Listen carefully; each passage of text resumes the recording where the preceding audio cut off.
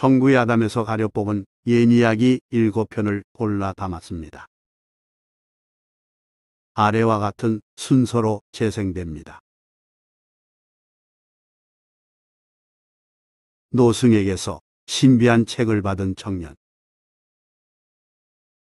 어려서 신동 소리를 들었던 한 청년이 과거 시험에서 떨어져 실망했습니다. 청년은 낙심한 마음을 달래고자 말을 타고 경상도 울진에 있는 불용사를 찾아갔습니다. 그가 산모퉁이를 지날 때 누군가 부르는 소리가 나서 그쪽을 쳐다보니 웬 늙은 스님이 바랑을 쥐고 서 있었습니다. 혹시 나를 부르셨소? 청년의 말에 노승은 이마에 맺힌 구슬땀을 닦으며 답했습니다. 예, 소승이 불렀사옵니다. 그래, 무슨 일이오? 손님께서는 불영사를 찾아가시는 길입니까? 그렇습니다. 마침 잘 됐군요. 목적지가 같으니 이 무거운 바랑을 말등에 좀 얹어주시겠습니까? 그거라면 어렵지 않지요. 바랑을 이리 주십시오. 천성이 어질고 예절 바른 청년은 노승의 부탁을 흔쾌히 들어주고자 말에서 내려 바랑을 말 등에 실었습니다. 청년은 노승과 함께 걸으며 이런저런 이야기를 나누면서 천천히 불용사를 향했습니다. 노승은 청년의 친절함과 인품에 감격했는지 덕담을 건넸습니다. 젊은 선비가 참으로 훌륭한 인격을 갖추었구려. 앞으로 큰 인물이 되겠소. 어이쿠, 별 말씀을 다 하십니다. 그런데 대사께서는 불영사에 계시나요? 아니라오. 떠도는 구름처럼 정처 없이 돌아다니는 몸입니다.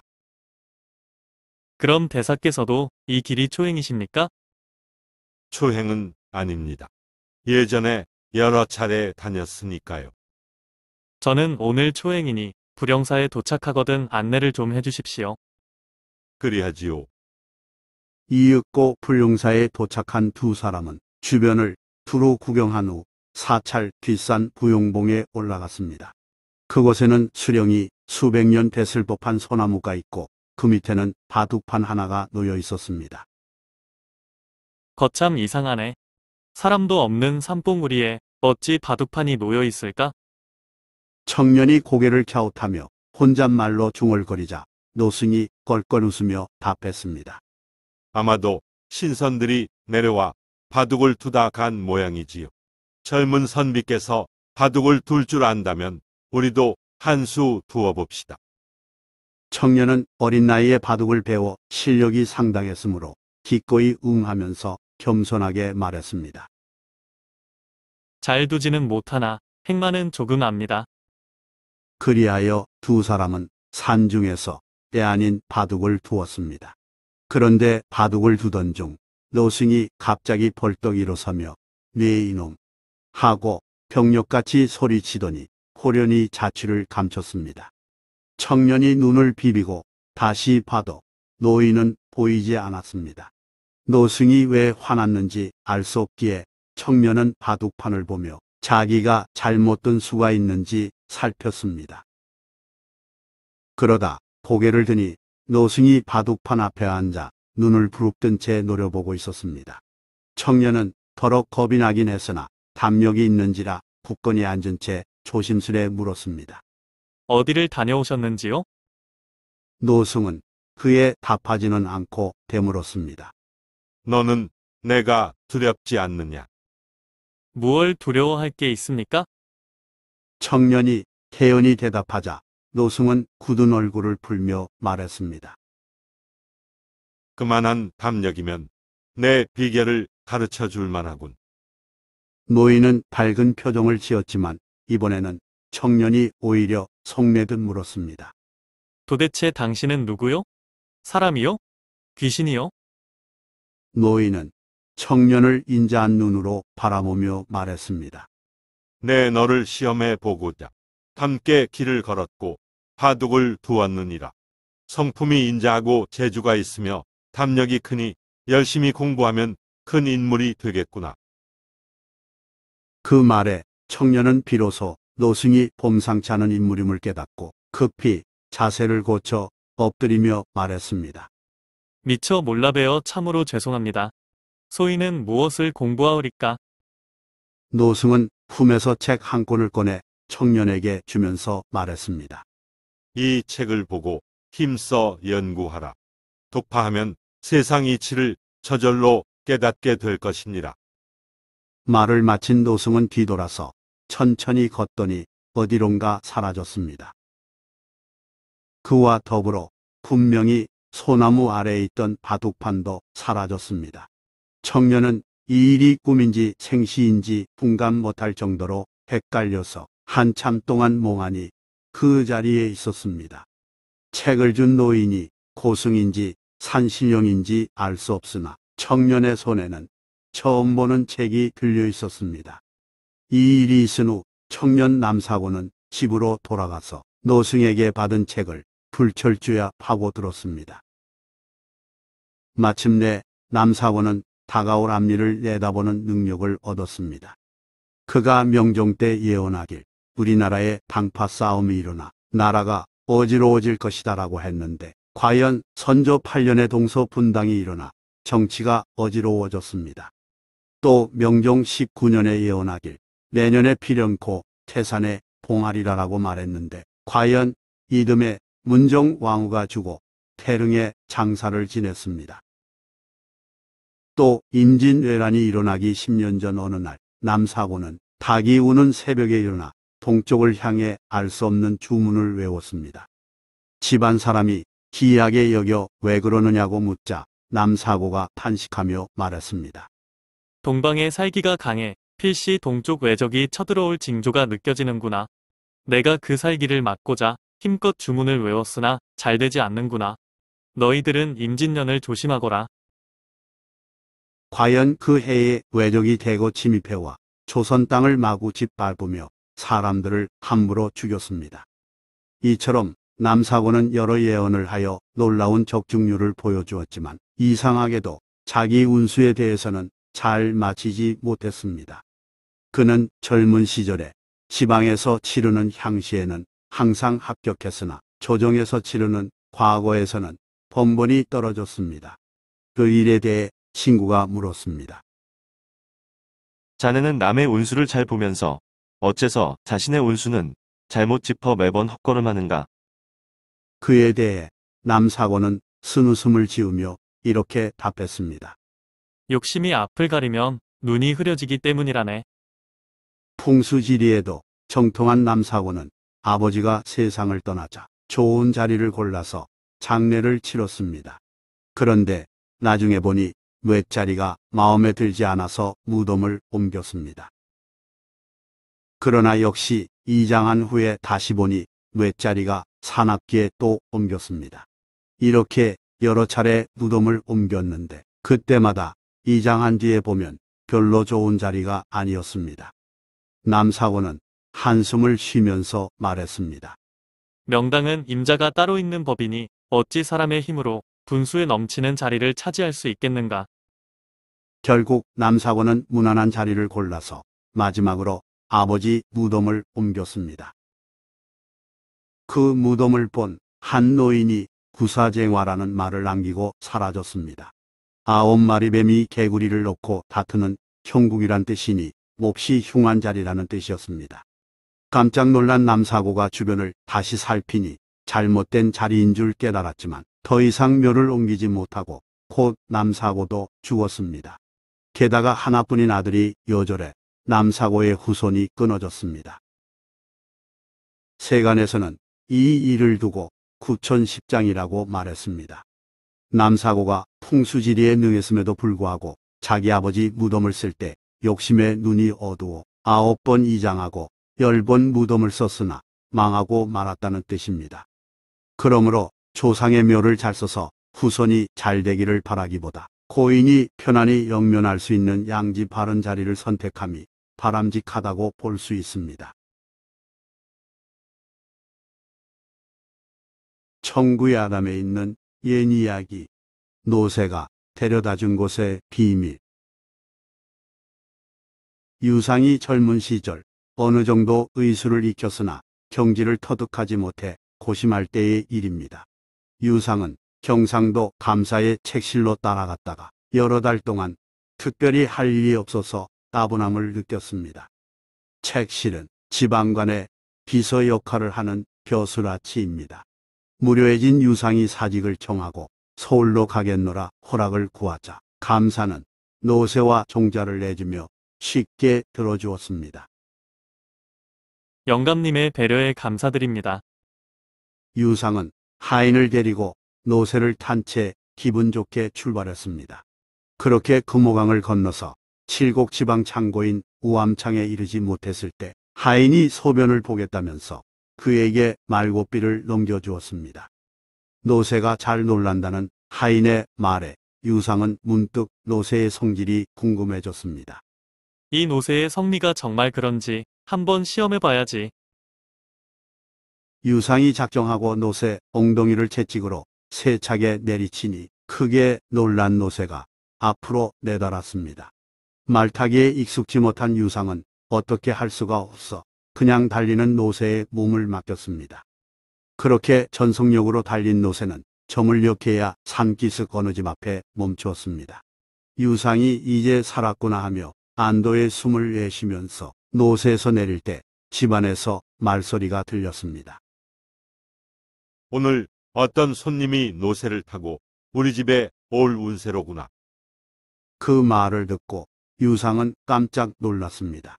왜냐하면 유상은 전혀 모르는 집이었고 집주인의 예측대로 자신이 노새를 타고 왔기 때문입니다.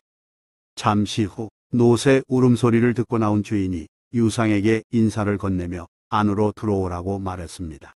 유상이 얼떨결에 인사하고 방으로 들어가자 곧 저녁상이 나왔습니다.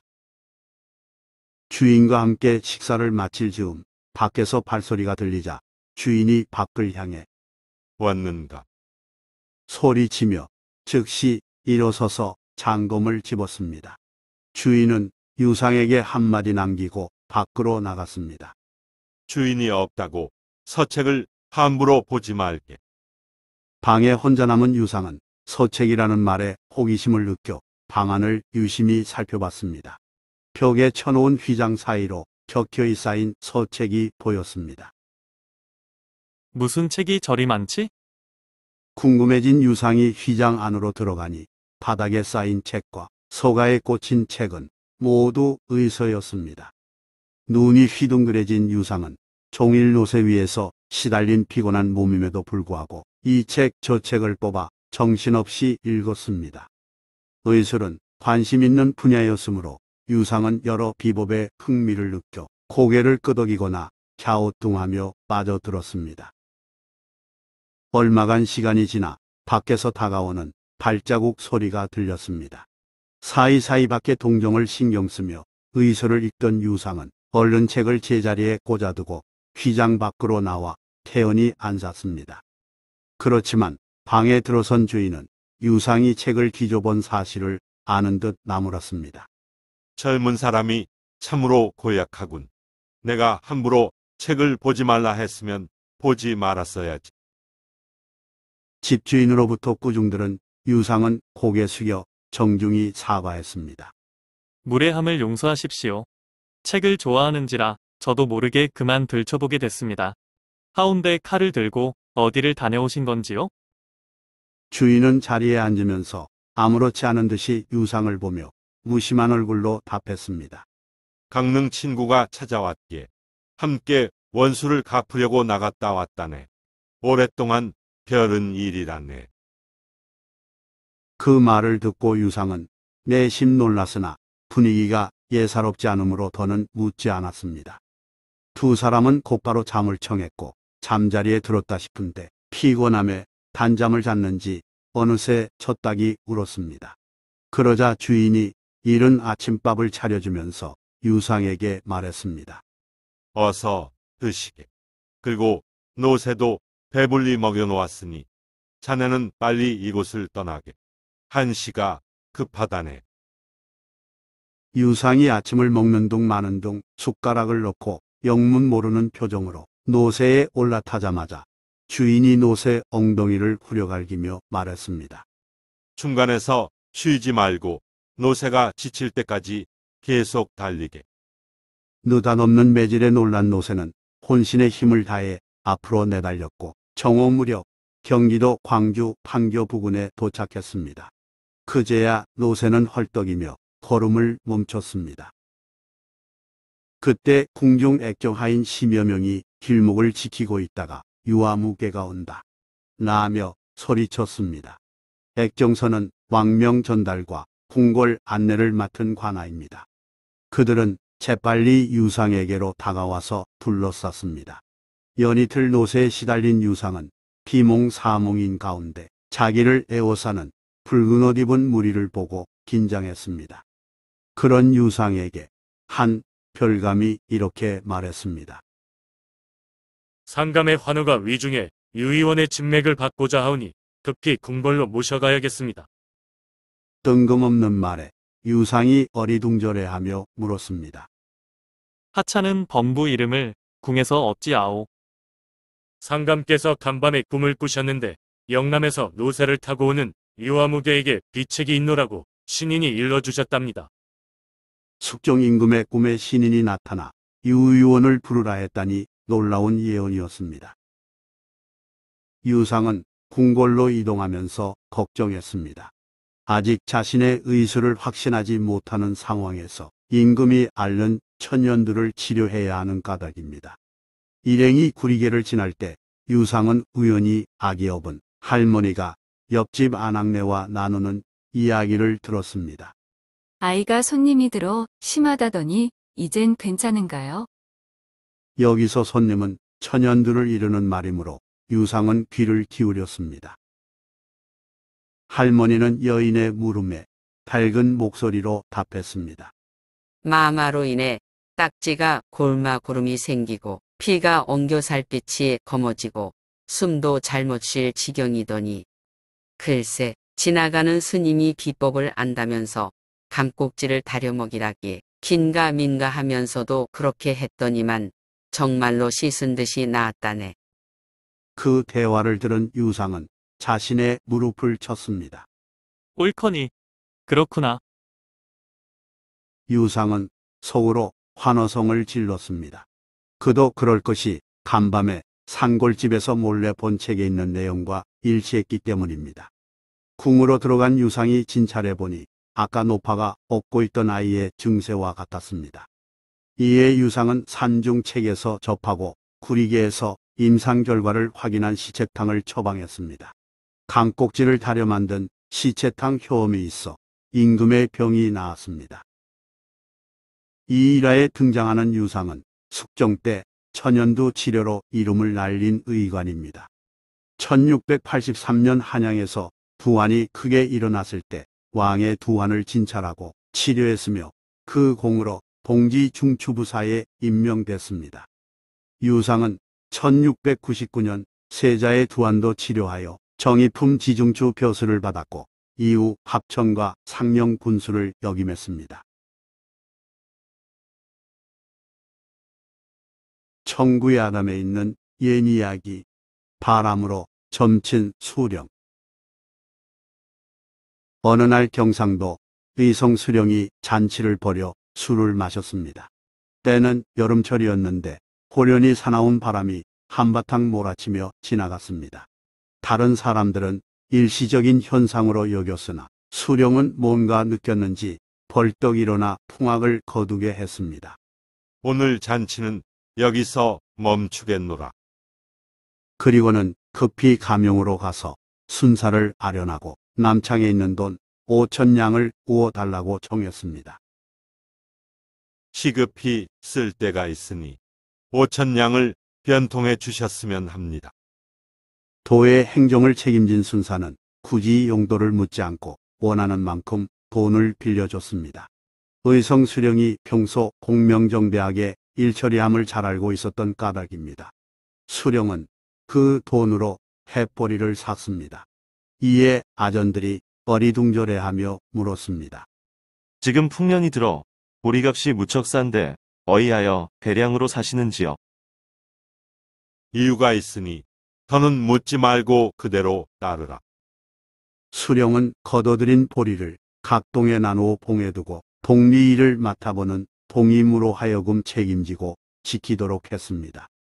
보리가 헐값이라고 한톨 가벼이 여기지 말고 잘 간수하거라. 얼마 후인 7월 초 저녁에 수령은 갑자기 잠에서 깨어나 손으로 허공을 더듬더니 심부름하는 아이종을 불러 말했습니다. 너는 어서 후원으로 가서 풀풀 따오너라. 아이종은 고개를 갸우뚱하며 후원으로 가서 길쭉한 풀잎 하나를 골라 따서 가져갔습니다. 수령은 그 풀잎을 이리저리 살펴보면서 말했습니다. 그럼 그렇지. 역시 생각했던 대로구나. 수령은 다시 허공에 손을 휘저으며 뭔가를 확인한 뒤 아이종에게 그만 가도 된다고 말했습니다. 수고했으니 가서 쉬거라. 다음 날 아침 애안에게 혹독한 소리가 내려 초목이 모두 시들고 못쓰게 되었습니다. 그것만이 아니라 그의 가을 영남일대의 들판에 푸른 초목이 사라졌고 곡식이 말라주고 수확할 곡물이 없게 됐습니다. 그로 인해 곡물값이 크게 뛰어올라 초여름에 불과 3, 4전이었던 보리 한 가마 값이 가을에 무려 300여 전에 이르러서 백성들은 인의를 줄여야 할 상황에 이르렀습니다. 정부에서 흉년에 굶주린 백성에게 나눠주고자 비축한 진곡을 풀어도 상황이 나아지지 않았습니다. 모두가 근심에 빠졌을 때 의성 수령이 말했습니다. 보리를 풀거라. 수령은 보관해둔 보리로 가난한 백성을 구제해주는 한편 보리를 내다 팔아 감영에서 빌린 돈을 모두 갚았습니다. 그제야 사람들은 수령에게 바람으로 날씨를 예측하는 능력이 있음을 깨닫고 감탄했습니다. 이처럼 바람을 보고 앞길을 점치는 재주가 있었던 수령은 이익조입니다. 이익조는 후에 이우듭의 수령으로 옮겨갔는데 조현명이 그 지방 순사가 되어 있었습니다. 조현명은 노론에 속했으나 탕평책을 지지했고 청명결백한 인물로 1731년 경상도 관찰사로 부임했습니다. 이익조가 보고할 일이 있어 감영에 가서 조현명 관찰사를 아련할 때의 일입니다. 그때 이익조의 수염이 단정하지 못했고 홍크러진 머리털이 망건 밖으로 드러나 있었습니다. 그 흐트러짐을 보고 언짢아한 관찰사는 자신보다 나이 많은 이익조가 물러나자 수행하여 따라왔던 아전을 잡아들여 태만하다며 호되게 꾸짖었습니다. 너는 수령의 의복 매무새를 어찌하여 소홀히 했느냐? 그러자 이익조가 다시 관찰사 백기를 청하고 들어가 정중히 사죄하며 말했습니다. 하관이 연로하고 기운이 쇠하여 수염과 머리털을 미처 단정하게 하지 못하고 상관을 베어 실수를 저질렀으니 제가 지은 죄를 알겠나이다. 이 같은 죄를 짓고서 어떻게 직책을 받들겠습니까? 바라옵건대 개파해 주십시오. 개파는 관찰사나 어사가 지방관의 잘못을 임금에게 아뢰어 파직시킴을 이르는 말입니다. 이에 관찰사가 마음을 누그러뜨리고 답했습니다. 조금 전 일로 그리 말씀하시는지요? 그것은 체례에 불과한 일인데 어찌 그렇게까지 하십니까? 체례는 의식예조를 뜻하는 말이니 큰 허물이 아니므로 파직할 정도의 심각한 문제는 아니라는 해명이었습니다. 그렇지만 이익조는 재차 말했습니다. 하관으로서 상관을 섬기는 체례를 알지 못했으니 어찌 하루라도 그 직을 받들 수 있겠습니까? 속히 개파함이 옳을 듯합니다. 그렇게는 할 수 없습니다. 사또께서는 끝내 허락하지 않으시렵니까? 허락할 수 없습니다. 사또께서는 하관으로 하여금 꼭 해괴한 일을 하도록 하시렵니까? 진실로 개탄스럽습니다. 관찰사와 수령 사이에 이상한 공방이 오고 가자 수령 이익조가 정색하고 잠시 생각하더니 이내 관아 하인을 불러 지시했습니다. 지금 즉시 내 삿갓과 도포를 가지고 오너라. 하인이 시키는 대로 대령하자 이익조는 곧 사모관대를 벗고 부신을 풀어서 관찰사 앞에 놓은 뒤 크게 꾸짖었습니다. 내가 부신을 차고 있었기에 여태껏 너에게 허리를 굽혔지만 이제는 부신을 풀어버렸다. 너는 바로 내 옛 친구의 어린 아들놈이 아니더냐. 나와 너의 부친은 중마고우로서 같은 베개를 베고 누워 먼저 장가드는 사람이 신부 이름을 알아 서로 전해주기로 약속했었다. 이익전은 잠깐 숨을 고르며 이어 말했습니다. 너의 부친이 나보다 먼저 장가들어 너의 모친 이름을 나에게 전해주었는데 그 소리가 아직도 귀에 쟁쟁하다. 내 부친이 돌아가신 지 오래됐다고 해서 나를 대함이 이 같은 지경에 이르렀으니 너는 아버지를 잊어버린 불초자식이니라. 수염과 머리털을 단정하게 하지 않은 것이 상하관 체례와 무슨 상관이 있느냐. 내가 늙어 죽지 못하고 먹고 사는 일에 매여 너의 하관이 되었다만 내가 만약 너의 돌아가신 아버지를 생각한다면 진실로 감히 이와 같이 하지는 못할 것이다. 너는 개되지만도 못한 인간이니라. 이익전은 말을 마친 뒤 차갑게 웃으며 나갔습니다. 느닷없이 반격당한 관찰사는 한동안 아무 말도 못하고 있다가 하관이 거처하는 곳으로 찾아가서 간곡히 애걸했습니다. 어르신께서 이 무슨 거사이십니까? 시생이 어르신께 죄를 크게 지었습니다. 제가 지은 죄를 알겠사오니 바라건대 사퇴를 고집하지 말아 주십시오. 관찰사의 부탁에 이익전은 이렇게 답했습니다. 하관이 공당에서 상관을 질책하고 육하였으니 무슨 면목으로 다시 아전과 백성을 대하겠는가. 그러면서 옷을 떨치고 일어나니 관찰사는 발걸음을 돌렸고 부득이 개파했습니다. 문헌에 있는 옛날 이야기, 기생의 자물통.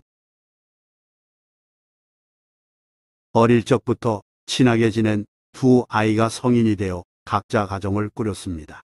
벼슬 우는 엇갈려서 한 사람은 일찍 등거하여 주요 벼슬을 승승장구했으나 한 사람은 웅대한 뜻을 펼치지 못해 불우하게 살았고 딸의 혼인날이 정해졌음에도 재물을 갖출 수 없었습니다. 고무력 가난한 선비의 예벗이 평안감사로 있었는데 선비 아내가 남편에게 말했습니다. 혼인날이 점점 다가오는데 손에 돈 한 푼 없으니 가명을 찾아가 혼수를 얻어오시면 어떨런지요? 달리 융통할 방법이 없기에 선비는 아내의 말에 따라 평안도 관찰사를 찾아가 직설적으로 말했습니다. 딸의 혼인을 치러야 하는데 전혀 손쓸 계책이 없으니 부조 좀 해주게나. 관찰사 친구는 벌써 그런 딸이 있냐면서 차차 생각해 보겠노라 답했습니다. 관찰사는 하인에게 명하여 정결한 방을 고르라 지시했고 또 맛있는 음식을 준비시켰으며 자신은 날마다 선비를 찾아와 친절하고 정성스럽게 정담을 나누었습니다. 선비는 친구의 환대에 고마워하면서도 부조에 대해서는 아무 말이 없기에 단념하고 관찰사에게 이제 그만 떠나야겠다고 말했습니다. 혼인날이 가까워졌으므로 내일쯤 가보아야만 하네. 관찰사는 며칠 더 쉬다가 가라고 권할 뿐 여전히 돈에 대해서는 언급을 회피했습니다. 선비는 여러 날 동안 머물러 있으면서 무료할 때마다 창문을 열어놓고 왕래하는 사람들을 관찰했는데 떠나기 전날 저녁 문득 맞은편에 있는 집에서 소복 입은 젊은 여자가 문을 조금 열고 얼굴을 반쯤 드러낸 채 고운 손을 내어 새끼 고양이를 부르는 모습이 보였습니다. 그 자태가 매우 아름다웠으며 목소리는 가늘고 부드러웠습니다. 그녀를 한번 보자마자 넋을 빼앗긴 선비는 시종하는 사령을 불러 물었습니다. 저 집은 어떤 사람의 집이고 저 여인은 언제 과부가 됐는가? 사령이 자기 누이 집이고 지난해에 과부가 됐다고 대답하자 선비는 희망 담긴 눈길로 말했습니다. 저녁에 누이를 내게 데려올 수 있겠는가? 사령은 그러겠노라 대답하고 갔으며 그날 저녁 약속대로 그 여자를 데려왔습니다. 가까이에서 보니 비알 바 없이 곱고 아름다운 미인이었기에 방구석에만 박혀 지내다가 잠시 자유를 누리던 선비는 완전히 마음을 뺏겨 용기 내어 흑심을 드러내며 수작을 걸었습니다. 오늘은 서로 자유의 몸이니 한밤을 놀아보자꾸나. 선비는 덤으로 같이 자기를 바랐지만 여인은 온갖 깨를 내어 피했습니다. 여인은 선비에게 호감을 느낀 듯 보였으나 잠자리는 다음 날에 갖자고 말했습니다. 그에 대해 선비는 내일 아침에 길을 떠나므로 다음을 기약하기 힘들다면서 때가 닳아 여인의 손목을 잡아당겼습니다. 여인이 선비의 가슴팍에 얼굴을 묻자 선비는 정신없이 여인의 몸을 더듬었습니다. 여인은 잠시 선비의 수작을 받아주다가 이내 말했습니다. 서방님의 약물을 보고 싶습니다. 욕정의 불꽃이 되어버린 선비는 망설이지 않고 오로지 여인이 말하는 대로 따랐습니다. 선비가 기꺼이 바지를 풀어내리고 자신의 약물을 꺼내 보여주며 들어눕자 여인은 왼손으로 그것을 주무르면서 오른손으로 몰래 가지고 있던 작은 자물통을 음낭에 끼워 채웠습니다. 그런뒤 즉시 몸을 솟구쳐 도망치듯 방을 나갔습니다. 여인의 손길에 흐뭇해하며 방심하던 선비는 뒤늦게 일어서려 했지만 자물통 채워진 그곳이 예민한 부위라 움직이면 매우 아프기에 주저앉았습니다. 아하, 계집의 계약에 속았구나. 선비가 혼자 남아 생각하니 그곳에 채워진 자물통을 열쇠 없이 낼 방법도 벗어날 계책도 없었습니다. 선비는 망연자실하며 신세를 한탄했습니다. 평양에 온 지 여러 날이 지났건만 혼수를 얻지 못했을 뿐만 아니라 얼굴 반반한 미인과 화끈한 밤을 보내려다 낯 뜨거운 봉변을 당했으니까요. 행여 누가 알면 나를 비웃겠구나. 친구에 대한 서운함과 여인에 대한 분노가 엉켰기에 선비는 뜬 눈으로 밤을 새운 후 날이 밝자마자 서울을 향해 출발했습니다. 마음은 쏜살같이 걷고 싶으나 걸을 때마다 자물통이 음낭을 당기는 통증 때문에 선비는 엉금엉금 기다시피 천천히 걸어서 간신히 집으로 돌아올 수 있었습니다. 내가 왔소. 선비가 잔뜩 처진 표정으로 문을 열고 들어서자 아내는 만면에 반가운 낯빛을 하고 맞이하며 위로해 말했습니다. 천리길 다녀오느라 고생 많으셨어요. 선비는 환한 얼굴로 말했습니다. 내가 지난날의 정을 믿고 망령스럽게 구걸하러 행차했다가 혼수는 하나도 얻은 바 없이 도리어 괴이한 질병을 얻어 돌아왔소. 그러면서 연신 끙끙 신음소리를 내며 감사를 심하게 욕했습니다. 천하에 그렇게 나쁜 놈도 없을 것이오. 아내는 무슨 일이 있었나 싶은 표정을 짓더니 남편에게 이렇게 말했습니다. 당신은 모르고 계셨습니까? 일전에 가명으로부터 여러 마리의 말에 봉한 물건을 실어 보냈는데 그 물품들을 세세히 건기에 기록하였습니다.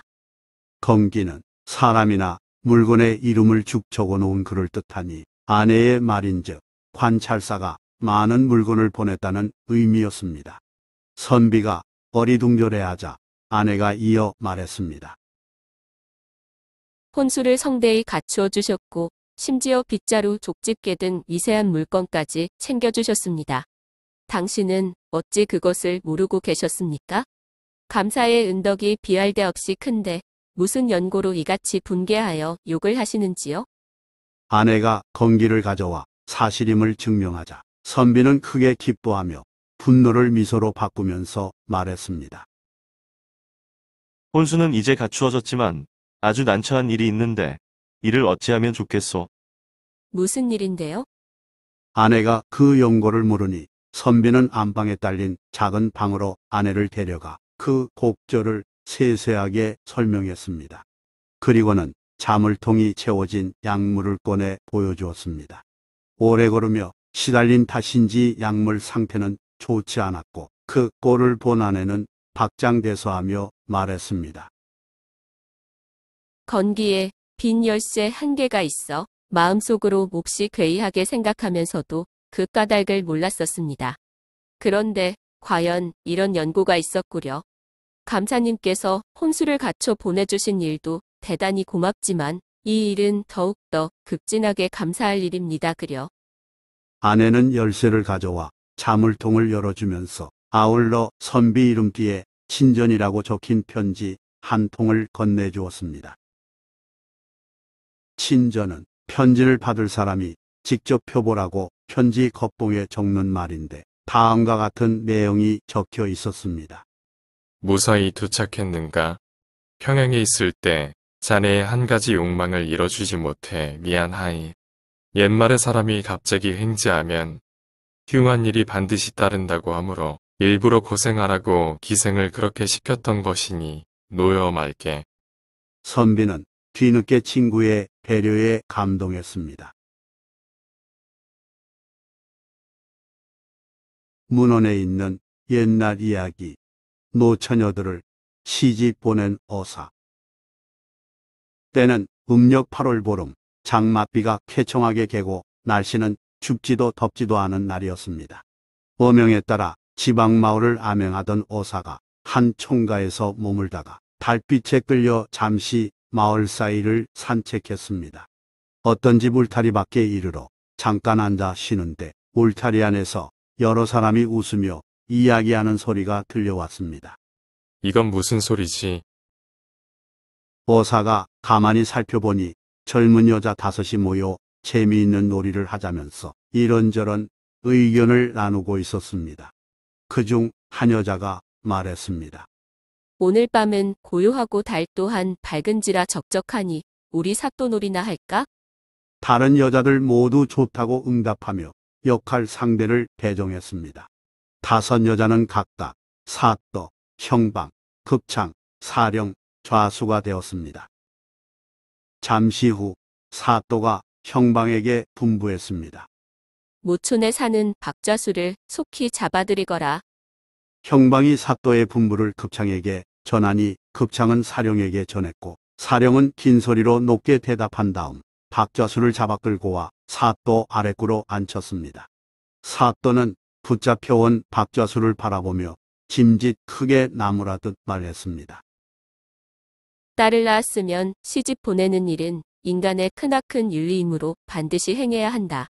무릇 사람이라면 모두 이 같은 부모 마음을 마땅히 가지고 있거늘 너에게는 관연한 딸이 5이나 있건만 여태껏 혼사를 논의함이 없으니 장차 인륜을 저버리려는 것인가? 너는 가장이면서도 딸들을 위해 구원하는데 뜻이 없는 바 어찌 아비된 자의 도리를 다했다고 하겠는고? 형방이 그 말을 급창에게 전하며 분부를 받으라고 말하자 좌수가 고개 숙인 채 대답했습니다. 저도 사람인데 어찌 그 일을 생각할 줄 모르겠습니까? 늘 걱정하고 근심합니다만 저의 집안이 워낙 가난하고 가세가 변변치 못한지라 누가 가난한 집안 여식에게 장가들려고 하겠습니까? 게다가 마땅한 신랑감도 없어 아직 혼인을 정하지 못했으니 제 죄를 알겠나이다. 사또가 다시 입을 열었습니다. 모촌 이좌수 댁에 20살 수제가 있고 모촌 김좌수 집에는 19살 수제가 있고 모촌 서별감 댁에는 20살 수제가 있고 모촌 최도감 댁에는 17살 수제가 있고 모촌 강별감 댁에는 16살 수제가 있는데도 어찌 합당한 곳이 없다고 말할 수 있는고? 핑계를 대지 말고 속히 통혼한 뒤 택일하여 혼례를 성사시킴이 마땅할지어다. 수제는 미혼 남자를 높여 부르는 말입니다. 이에 좌수가 황송해하며 답했습니다. 지당하신 분부이니 속히 도모하겠나이다. 좌수가 비로소 응하자 사또는 좌수에게 그만 물러가라고 말했습니다. 여자들은 놀이를 마치고 서로 박장대소하더니 일제히 흩어졌습니다. 우연히 사또 놀이를 훔쳐본 어사는 그 해괴함에 웃음을 참지 못했습니다. 그러나 그 실정을 생각해보니 지극히 불쌍하게 느껴졌습니다. 노처녀들이 속마음을 드러낸 것이구나. 다음 날 어사가 동네를 염탐해보니 그 집은 과연 박좌수의 집이었고 딸이 5 있었습니다. 23살인 장녀, 21인 쌍둥이 자녀, 19살 넷째와 17살 막내가 간밤에 사또놀이를 한 사람들이었습니다. 좌수는 그 여식을 제대로 훈육하지 않았습니다. 하여 성숙한 딸들은 바느질하고 절구질하는 일에 서툴렀고 오직 노는 일만 일삼으며 세월을 보내기에 그 집 딸들을 원하는 사람이 없었습니다. 오사가 이어 수제들을 탐문하니 지난 밤에 들었던 내용과 일치했습니다. 가게 비난한 박좌수가 남녀의 사리를 깨닫지 못한지라 관연한 5딸을 그저 대수롭지 않고 예사롭게 바라볼 뿐 고민할 줄 모르는구나. 이렇게 판단한 오사는 곧장 읍내로 들어가 출도한 후 박좌수를 즉각 잡아들이게 했습니다. 출동한 수하들이 박좌수를 잡아서 뜰에 대령했을 때 오사가 지난밤 처녀들이 했던 대로 똑같이 나무랐더니 박좌수 역시 합당한 신랑감이 없노라고 변명했습니다. 혼인은 한 가정의 일이자 국가적 일이니라. 오사는 마침내 처녀들이 말했던 대로 신랑감을 낱낱이 들며 책망했습니다. 내가 아는 바로도 이같이 합당한 곳이 있는데 어찌하여 혼인을 의논하지 않고 계속 마땅한 곳이 없다는 핑계만 대고 미루는고. 그 말에 박좌수가 부끄러워하며 대답했습니다. 소인도 그 신랑감들을 모르는 바 아니나 가난한 집딸을 평소 가르치지 못했으니 누가 기꺼이 며느리로 삼겠습니까? 이 때문에 감히 다른 사람들에게 입을 열지 못했습니다. 오사는 고개를 저으며 말했습니다. 그렇다면 너는 아이들이 어려서는 가르치지 않았고 자라서는 혼례를 시키지 않았으니 어디에서 아비된 도리를 구하겠는고. 내가 오늘 정원해 줄 테니 따르도록 하라. 오사는 각 마을의 훈령을 전달하여 이좌수, 서별감, 최도감, 김좌수, 강별감 5사람을 모두 데려오게 하더니 이렇게 말했습니다. 그대들의 자식들이 따로 정한 혼처가 없다면 지금 나를 잡도록 하라. 오사는 박좌수 및 5사람이 서로 얼굴을 맞대고 혼사를 정하도록 했으며 속히 택일하여 혼례를 치르도록 했습니다. 또 본관 사또에게 부탁하여 혼인을 치르는데 필요한 혼수를 헤아려 도와주도록 했습니다. 개인은 물론 나라를 위해서도 혼례가 매우 중요한 일이잖소. 오사의 말에 사또도 공감했으므로 관하에서는 혼사 상황을 점검 독촉하면서 혼인을 치른 후에는 일이 되어가는 형편을 즉각 보고하라는 분부를 내렸습니다. 오사와 사또 분부를 감히 거역할 수 없기에 누구도 거스르지 못하고 같은 날로 택일했습니다. 이로써 5 처녀는 각자 원하던 곳으로 시집가서 잘 살았다고 합니다. 전설야당 여인의 한을 풀어준 암행오사 이병태. 조선 중엽인 18세기 초 강원도 홍천 읍내에서 심혈이 떨어진 마을을 지나던 나그네가 너무 배고픈 나머지 어느 집 문전에서 밥 한 끼를 구걸했습니다.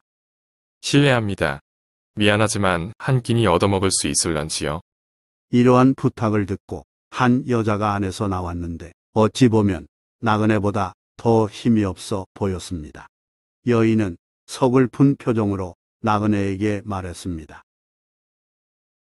남정네가 없는 집이라 무척 빈궁합니다. 집에 시어머니가 계시는데도 아침 저녁을 거르는 처지라서 행인에게 밥을 드릴 수 없습니다. 남정네가 없다는 말에 나그네가 물었습니다. 가장은 어디 가셨습니까? 이에 여인은 화난 듯한 얼굴로 답했습니다. 우리 집 가장은 바로 이 읍의 이방인데 요망한 기생에게 홀려 어머니를 박대하고 아내를 쫓아냈습니다. 여인은 이렇게 말해놓고도 서러움이 큰지 끊임없이 남편을 탓하고 원망했습니다. 그러자 방 안에 있던 노파가 방문을 열고 말했습니다. 며느라가야 무엇 때문에 쓸데없는 말로 남편의 나쁜 점을 드러내느냐. 그런 말까지 할 필요는 없지 않겠니? 시어머니는 아들 흉보는 며느리를 못마땅해 했지만 여인은 눈물을 흘리며 한마는 자기 인생을 한탄했습니다. 밥 한 그릇 얻어먹으려다 주인 여자로부터 뜻밖의 하소연을 들은 나그네는 당황하여 말했습니다. 이런 제가 실수했군요. 그럼 이만 가보겠습니다.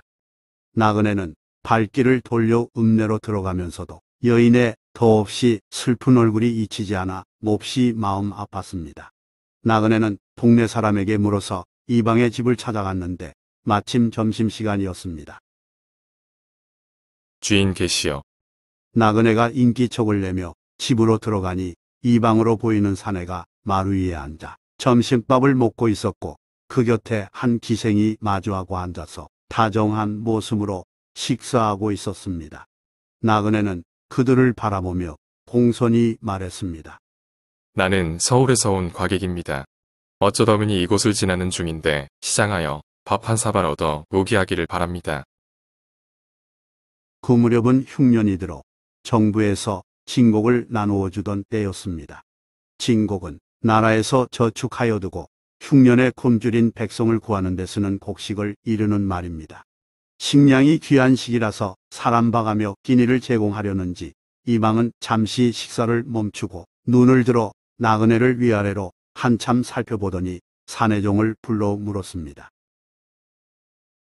조금 전에 새끼 낳은 개에게 주려고 끓여놓은 죽이 남아있느냐?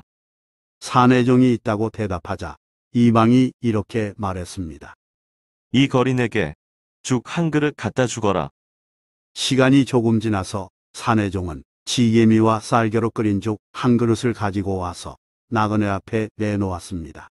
그야말로 개 밥그릇에 담긴 개죽이었기에 나그네는 분노하여 말했습니다. 당신이 비록 넉넉하게 살고 있어도 신분은 아전이고 내 비록 구걸하고 있어도 나는 사족이요. 사족인 내가 때를 놓쳐 밥을 구하면 그대는 먹던 밥 말고 다른 밥으로 대접함이 마땅하오. 만약 그렇게 할 수 없는 경우라면 비록 먹던 밥을 덜어서 준다 해도 무방할 것이요. 그런데 지금 개돼지가 먹고 난 찌꺼기로 사람을 대접하다니 이 무슨 도리요? 행색 초라해 보이는 나그네가 열렬히 항의하자 이방은 눈을 동그랗게 뜨고 어이없다는 듯이 쳐다보다가 이내 심하게 소화됐습니다. 내가 양반이면 어찌하여 너의 사랑방에 앉아있지 않고 이처럼 행차했느냐? 지금은 참혹한 흉년을 당한 때라. 이런 음식일지라도 사람들이 얻어먹지 못하거늘 너는 도대체 어떤 사람이기에 감히 건방지게 말하느냐? 그래도 분이 풀리지 않았는지 이방은 마루에서 내려와 죽사발을 들더니 그대로 나그네 얼굴에 던졌습니다. 순식간에 날아간 그릇은 나그네의 이마에 상처를 냈고 그 안에 들어있던 내용물인 죽은 얼굴과 옷 전체에 끼얹어졌습니다. 나그네는 눈 주변의 죽을 닦아내다가 이마에서 피가 흐르고 있음을 확인하고 매우 분통해했습니다. 내 이놈, 이게 무슨 행패냐? 나그네가 크게 화를 냈으나 이방은 그에 상관하지 않고 꼴 보기 싫으니 어서 나가라고 외치며 선비의 엉덩이를 걷어찼습니다. 거린 주제에 가리는 것도 많구나. 다른 데 가서 알아보거라. 이방이 이죽거리며 비웃자 나그네는 잠시 이방을 노려보다가 씩씩거리며 대문을 나섰습니다. 이때 그는 예정에 없던 일을 결심했습니다. 나그네의 이름은 이병태인데 본래 그는 임금님 명령을 받들어 암행어사 자격으로 동협을 조사하고 살피던 중이었습니다. 동협은 경기도의 동쪽 지방과 강원도 지방을 아울러 이루는 말이고 홍천은 제비뽑기로 뽑은 담당구역 급이 아니었기에 이병태는 읍내로 들어가지 않고 밖에서 그 읍을 지나 다른 읍으로 가려고 했었습니다. 조선시대 암행어사의 담당구역은 추생, 즉 제비뽑기로 정하는 게 관습이었습니다. 그런데 이병태는 밥을 얻어먹으려 했던 여인의 집에서 우연히 이방의 불효미 아내 홀대를 목격하고 발걸음을 돌려 홍천으로 들어간 것이었습니다.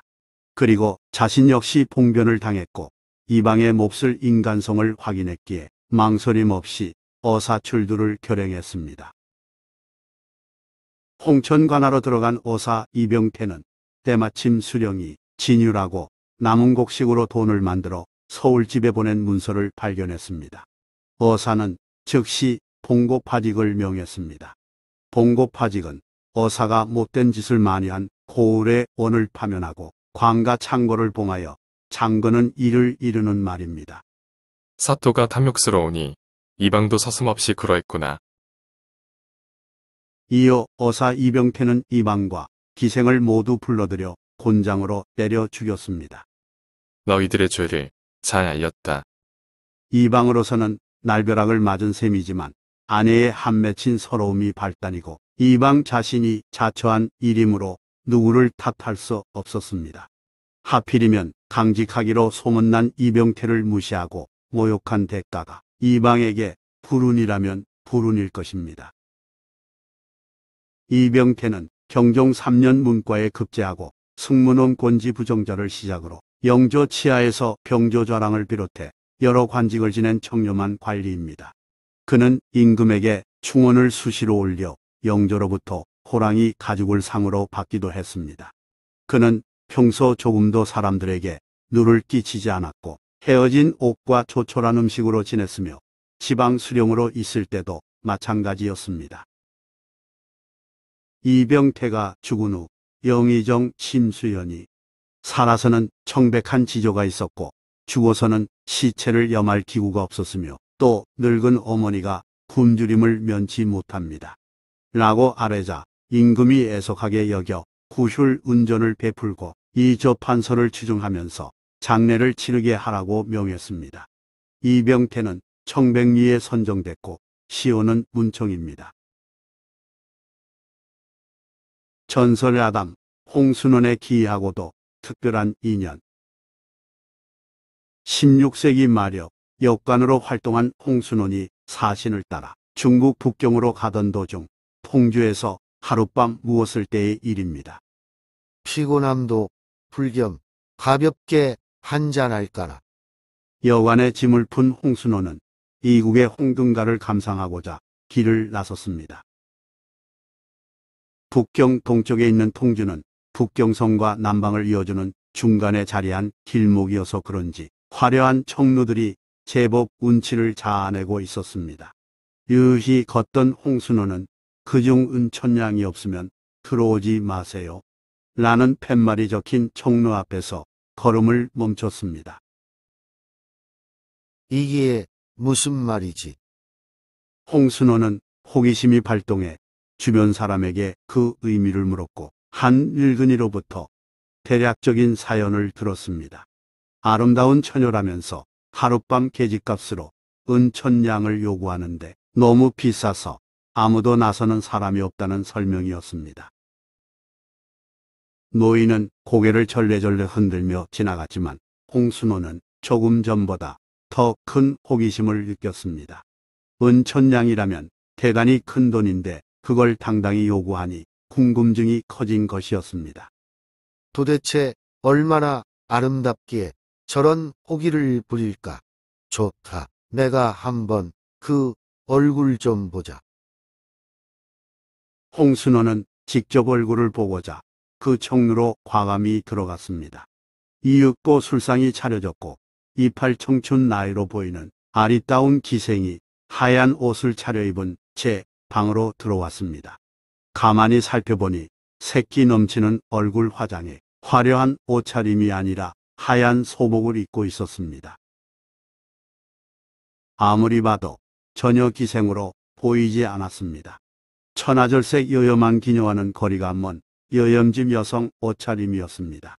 또한 표정은 어두웠지만 얼굴은 매우 아름다웠습니다.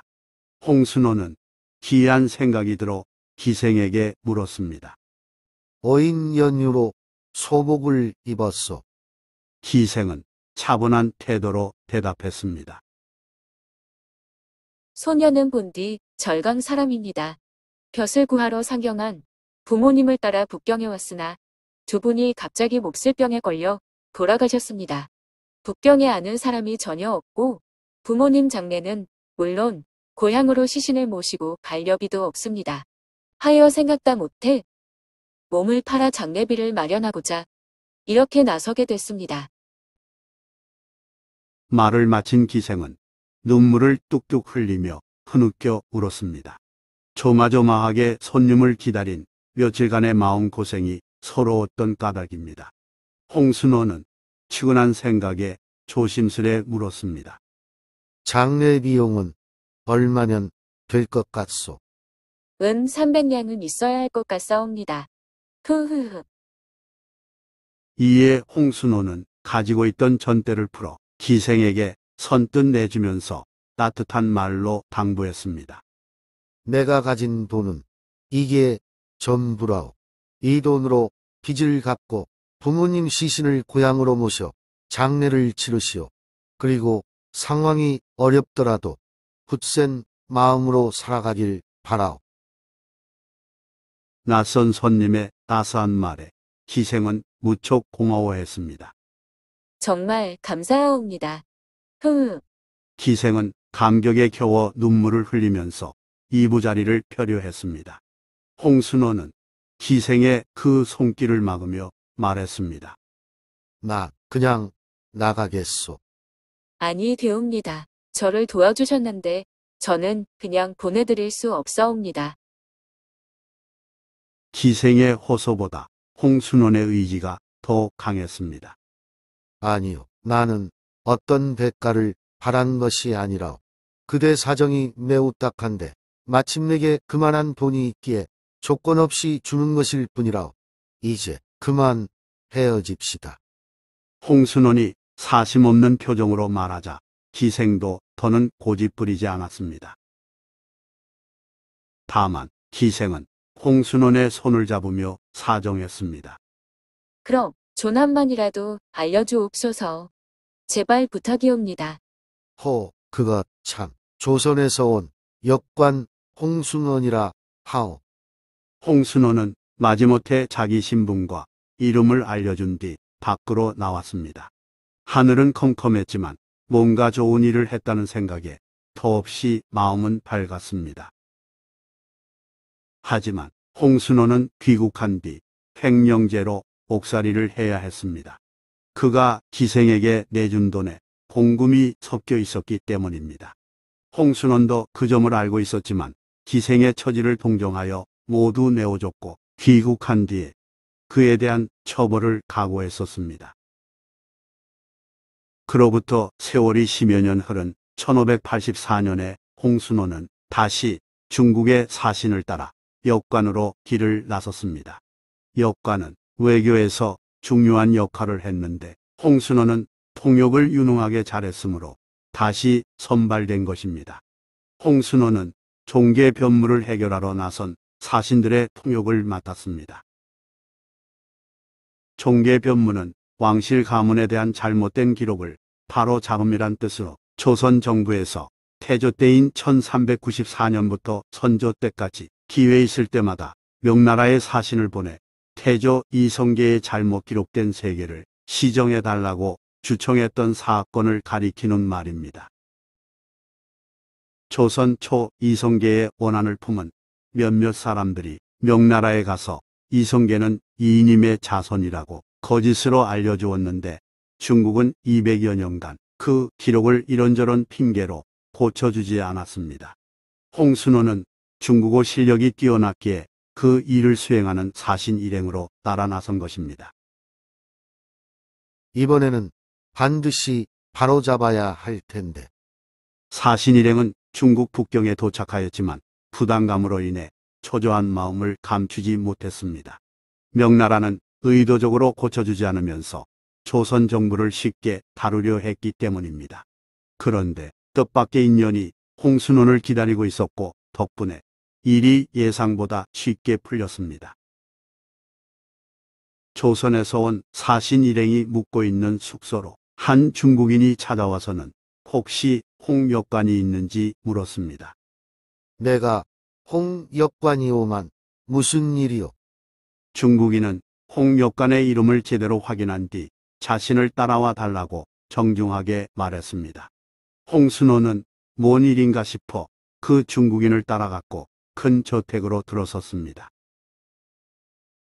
중국인은 홍순원을 좋은 방에 모시고는 잠시만 기다려달라고 부탁했습니다. 시간이 얼마나 흘렀을까요? 홍순원이 두려움과 궁금증으로 초조히 방 안을 서성이는데 한 귀부인이 들어와서 매우 공손하게 절을 올렸습니다. 홍순원은 당황하여 어정쩡하게 인사를 받았습니다. 그러자 귀부인이 미소를 지으며 말했습니다. 저를 몰라보시겠습니까? 누구이신지요? 10여 년 전 한 청루에서의 일을 잊으셨나요? 아니, 그럼 혹시 그때 그 홍순원이 설마 하는 심정으로 반문하자 귀부인은 그렇다면서 아주 밝은 표정으로 대답했습니다. 그때 대인께서 주신 돈으로 부모님을 고향으로 모시고 가서 장례를 치렀으며 그 후 아버님이 모함당한 일이 밝혀졌습니다. 대인 덕분에 몸을 더럽히지 않았으니 그 은혜를 어찌 잊었겠사옵니까?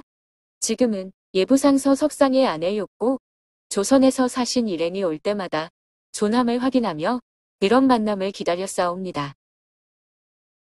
홍순호는 자기 귀를 의심했지만 분명 특별한 재회였습니다.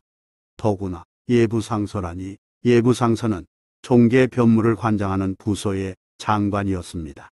귀부인으로부터 융숭이 대접받은 홍순호는 조선 사신 일행이 온 목적을 밝히며 공손하게 말했습니다. 어려운 부탁이겠습니다만 힘써주시면 고맙겠습니다. 그에 대해 귀부인은 온화한 미소를 보이며 답했습니다. 염려 마세요. 제가 별다른 힘은 없으나 남편께서 홍대인의 의리에 감탄한 바 있으니 일이 잘 될 것입니다. 이후 실제로 이성계에 대한 기록이 온전하게 바로잡혔습니다. 조선 정부의 200년에 걸친 수건이 드디어 해결된 것입니다. 조선 사신 일행이 북경을 떠나는 날 그 귀부인은 손수 순호와 짠 비단 몇 상자를 홍순원에게 보냈는데 거기에는 한 필 한 필마다 보온이란 글씨가 수놓여 있었습니다. 조선에 돌아온 홍순원은 외교 공로를 인정받아 파격적 대우로 2등 광국 공신에 책록되고 당릉 부원군에 봉해졌습니다. 당릉은 중국 비단이란 뜻입니다.